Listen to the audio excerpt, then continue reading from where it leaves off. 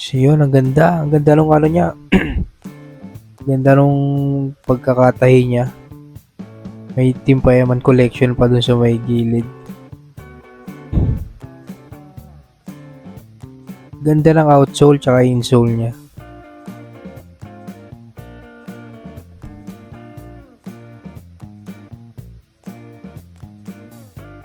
Kaya no, ibang klase rin yung pagkakatahi ng etiketa sa loob.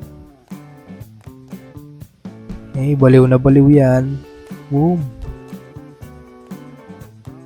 Iligan pa nga.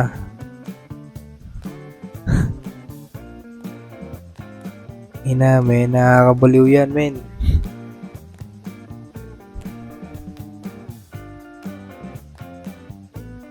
Eh, yung niyabang. Flex mo na. Bagong bili. Opo.